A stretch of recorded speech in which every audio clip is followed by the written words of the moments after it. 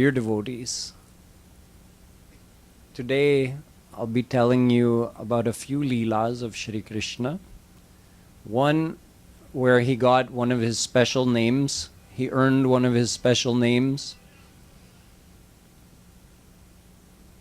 A couple where he demonstrated his extreme humbleness, even though he's Supreme God and has no need to be humble.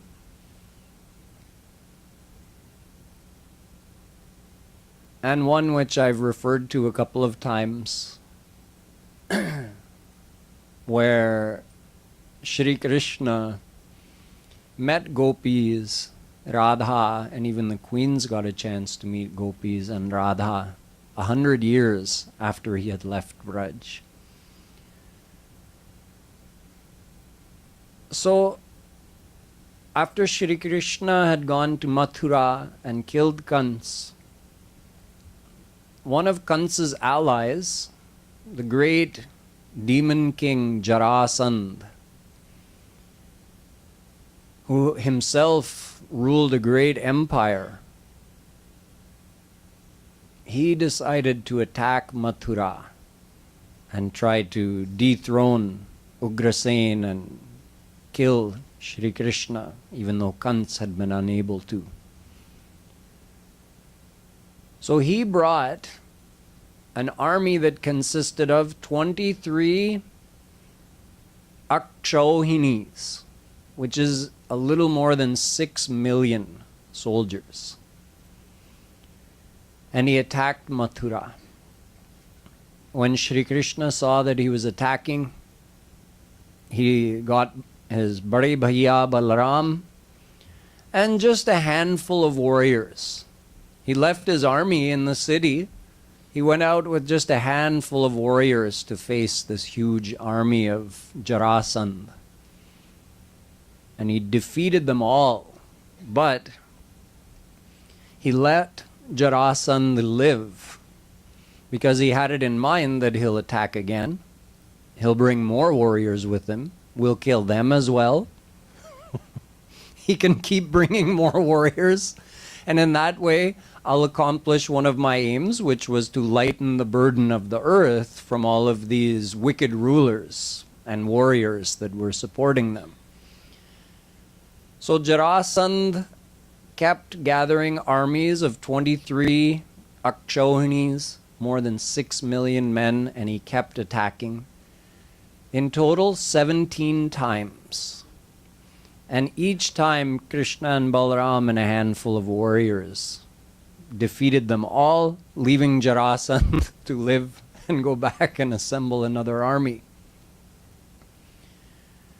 The 18th time he attacked, at the very same time, there was an attack from another force. So, Sri Krishna was going to have to fight a war on 2 fronts. He said, this isn't good. So he decided to leave Mathura. He went with Vishwakarma, the architect of the Devtas, and he built a whole new city off the coast of what's modern-day Gujarat. The island is no longer there, but it's been found underneath the ocean, the island of Dwarika. And he built a beautiful, opulent city on this island, protected on all sides by the ocean. And he transported all the citizens there in their sleep. They were sleeping one night, they went to sleep one night in Mathura, and they woke up the next morning and looked around and said, we're not in Mathura anymore. How did we get in this beautiful city where everything is gilded in gold and all the walls are made of crystal and everything is embedded with emeralds and rubies and sapphires and diamonds? So they woke up in Dwarika. But Sri Krishna got an interesting name from this leela. A very popular name, Ranchor, which means someone who abandons the battlefield. In other words, a coward who instead of fighting runs, turns tail and runs.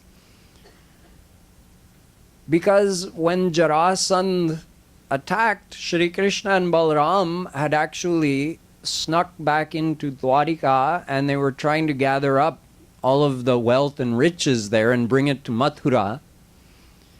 And Jarasandh attacked, and they just dropped everything and ran. So if you saw someone doing that, you would say, oh, look at him run. What a coward. Ranchor. So obviously Shri Krishna is no coward. He faced Jarasandh and his army of 6 million men 17 times and defeated them easily with no effort. But Shri Krishna decided it's time to earn a new name. So he earned the name Ranchor.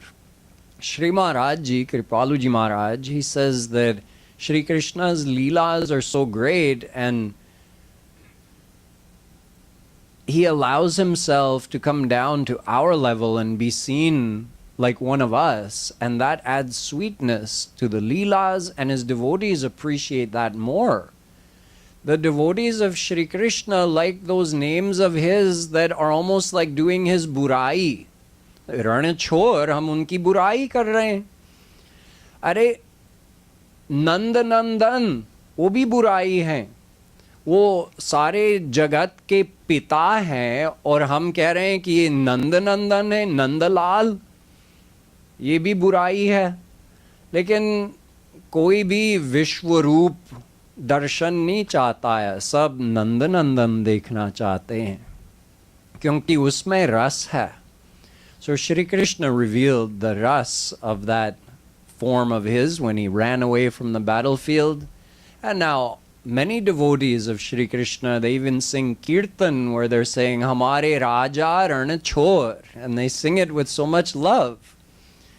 So this was one of the leelas Shri Krishna did, and that's how he left Mathura and came to Dwarika. When he came to Dwarika, as I explained previously, he became more formal. Mathuradhish Shri Krishna became more formal when he went to Dwarika and became Dwarikadhish Shri Krishna. और ऐश्वर्य प्रकट किया. जितना श्री राम भगवान राम में है उतना नहीं, उससे कम ऐश्वर्य, उससे ज्यादा माधुर्य. लेकिन मथुराधीश श्री कृष्ण से माधुर्य कम था और ऐश्वर्य ज्यादा था. तो द्वारिका वाली लीलाएं अलग हैं, मथुरा वाली लीलाएं अलग हैं, और ब्रज वाली लीलाएं तो आप लोग जानते ही हैं, वो तो प्योर माधुर्य है. Having earned the nickname Ranchor and having gone to Mathura, Shri Krishna did many other leelas. I told you he stayed on the earth for a long time, more than 125 years. In that time, he never grew old. He started as a baby and grew to look like someone in the prime of their youth. We normally say Kishor avastha, 16 years old. God never looks older than 16.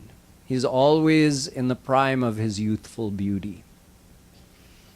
If someone wants to do Roop Dhyan of him being older, that's fine, you can. Tvam jirno dandena vanchasi. Ved says that you are seen in many forms. Tvam stri, tvam puman, tvam kumar, uttava kumari. You are a full-grown woman, you're a full-grown man, you're a young girl, you're a young boy, and you're so old that you need the help of a stick to walk. So we can do Roop Dhyan on Shri Krishna of any age we want, that's fine. But normally, he's known to be in his Kishor avastha. During his time in Mathura, there are a couple of leelas which are fairly well known, which I want to highlight for you because they show Shri Krishna's humbleness. Shri Krishna at the time that Yudhishthira was getting ready to do his Rajsui Yagya to become the emperor of the entire Bhumandal, at that time they were trying to decide who should be seated as the Acharya.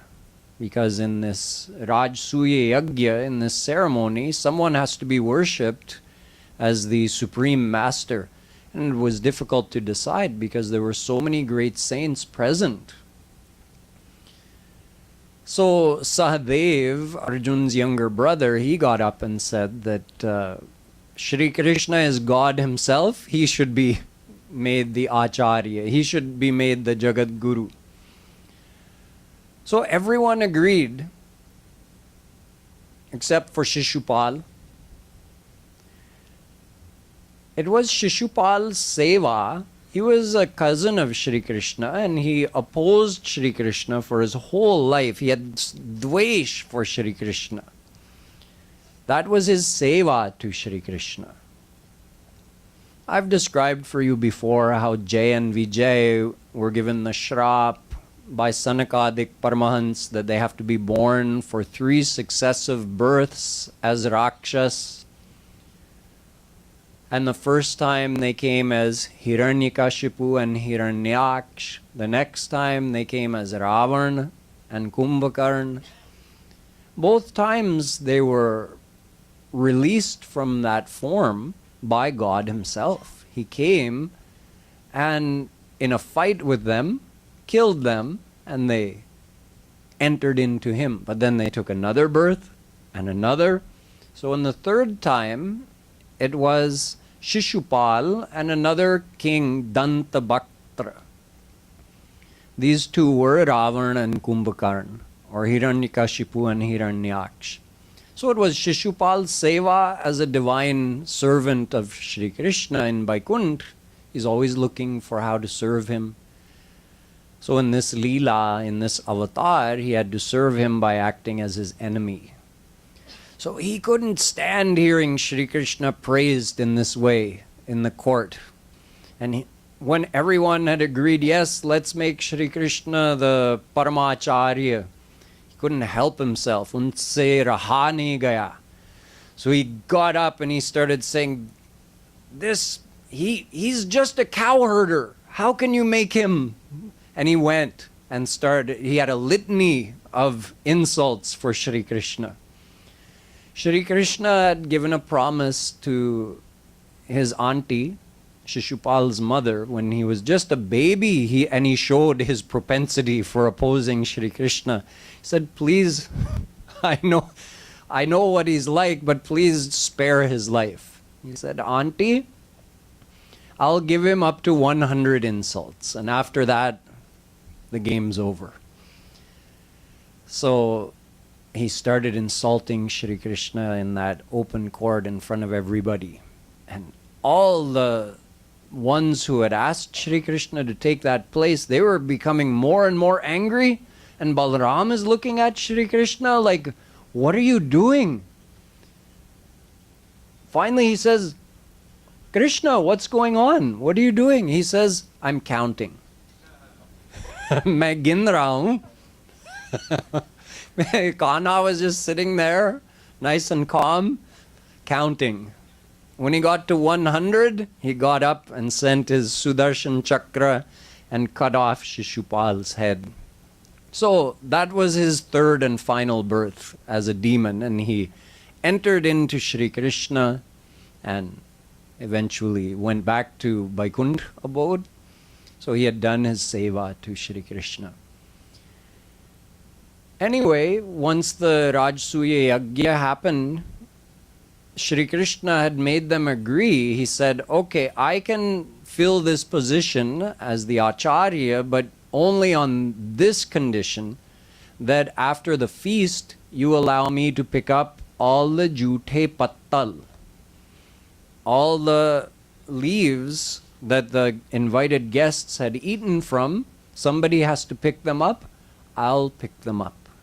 So Shri Krishna showed that just because someone is given a high position doesn't mean they can't do what is considered a lowly type of work. He was happy to do that seva. In fact, he welcomed the guests. He did the seva of welcoming all the guests who came, and he picked up their used leaves, their jute pattal. Another instance of Shri Krishna's extreme kindness and humbleness happened when his old friend from school days came and visited him, Sudama. Sudama didn't live in Dwarika, but he followed his old friend Shri Krishna's life. He knew where he was going and what he was doing because word traveled. So Sudama, who was a Brahmin, he lived a very simple life. He just worshipped Krishna all the time, thought of him all the time, and led a simple life. He was very poor. He basically had rags for clothes. So did his wife, Sushila. So one day, his pious wife came to him and said, "You know, your childhood friend, is he not the husband of Shri Lakshmi? And is he not the ruler of Dwarika? So why don't you go and ask him if he can give us something so our life is not so difficult? Ask him for some wealth." She had to approach him many times because he wasn't of a mind to go to Shri Krishna and ask for anything. But once she had approached him like this, humbly, many times asking him, he said, "Okay, anyway,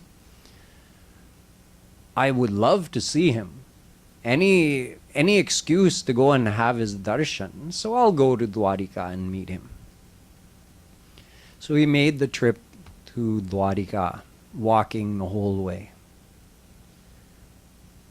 When he reached Dwarika, he joined some other Brahmins that were going through some gates, and he just easily gained access all the way to the inner city, and in fact all the way into Shri Krishna's prime palace where he was with Rukmini ji.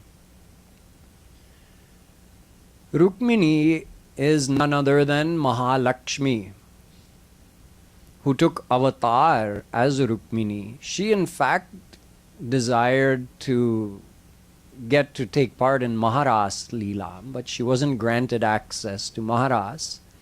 Due to her tapasya that she performed, she was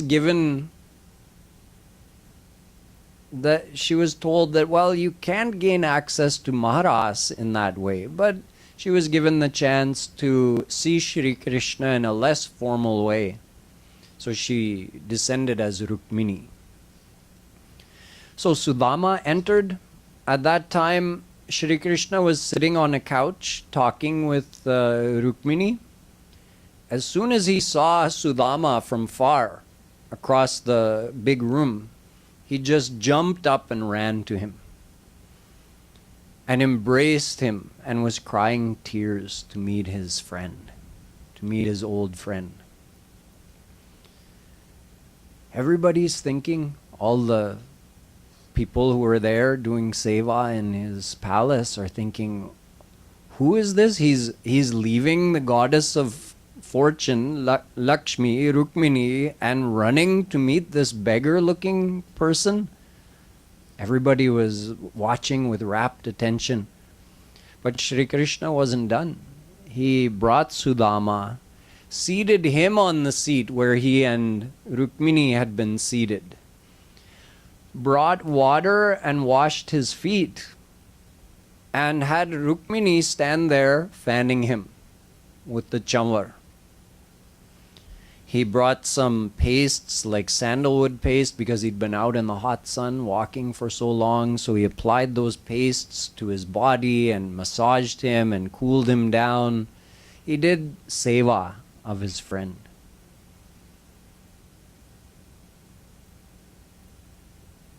He spent the whole day talking with Shri Krishna.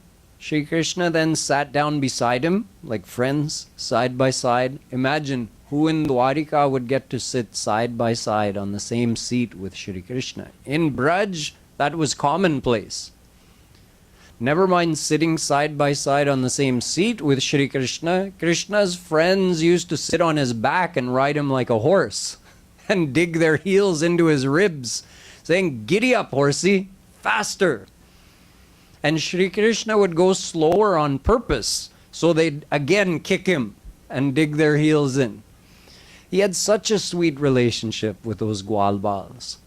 Such a thing was never seen in Mathura, let alone Dwarika, where he's much more formal. But his old friend Sudama had the right to come and sit with him on the same seat, side by side. And they talked about old times. Shri Krishna inquired about his family and how is he doing, his health. Sudama never mentioned anything about asking for any kind of wealth. Shri Krishna said, "Remember that time when Guruji's wife, when we were back in school, Guruji's wife had sent us out to go look for firewood, so the two of us went out into the forest and this surprise storm blew in and it was so windy and raining so hard we couldn't see which way to go. There was water, so much water on the forest floor, we didn't know where to go and we spent the whole night out there. Remember that?" So they were talking about the old times. Sudama had brought, because he had nothing else to offer Shri Krishna, before he had left, Sushila had gone to the neighbors and just asked for some poha. And she just got 4 handfuls of poha, put it in a cloth and tied it up, and Sudama had brought that. So he had felt embarrassed. This was the only gift he brought to offer to his friend, but he felt embarrassed. He had kept it tucked away back here, and finally at one point Shri Krishna was sitting beside him. He says, "So did you bring me anything?" "Oh, no, I just came like that." "Oh, really? I find that hard to believe." So he reaches behind and snatches that bundle of poha, and he takes one bite, one handful. And he takes a second handful and he's going for more, and Rukmini, the goddess of wealth, stops him. She says, Bus, that's more than enough to make anyone in this world mala mal." Because she knows as he's eating the poha what's happening to Sudama's house. So in this way they spent the whole day together. Sudama spent the night in Shri Krishna's palace. The next morning they spent a little bit more time together, and then Sudama decided it's time to go. So after saying goodbye to Shri Krishna, he left. And as he's walking home, he was just feeling like it's so amazing how gracious he is, how kind he is, how humble he is, how he treated me, like worshipped me like a devta. And I guess he just figured that, for a devotee, having wealth could become a distraction. So he didn't give me any wealth. That's fine. He knows what's best for me. And in these thoughts, he's walking and walking. When he reaches the place where his house is supposed to be, he sees his house is gone.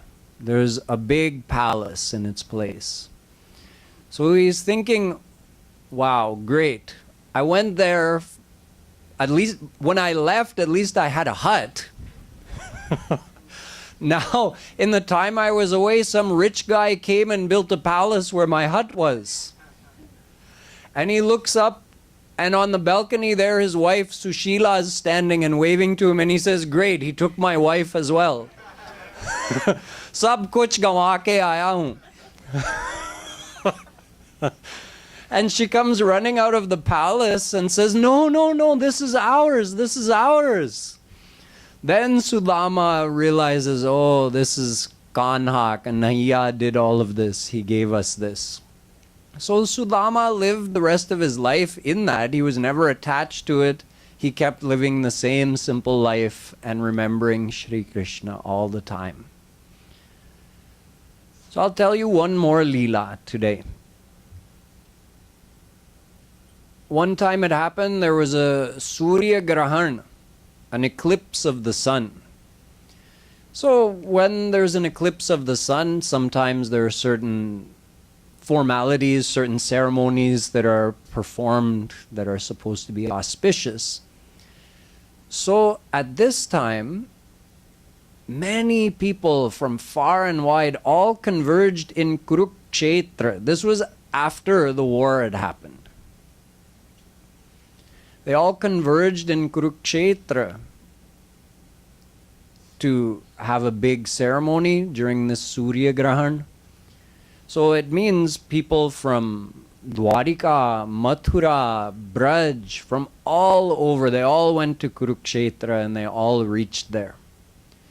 Now I told you previously that when Shri Krishna had showed the queens about the selflessness of the gopis by pretending he had that stomach ache, and then it got cured by the foot dust of the gopis, and the queens had refused to give their foot dust out of fear of what would happen to them or what people would say if they gave Shri Krishna their foot dust.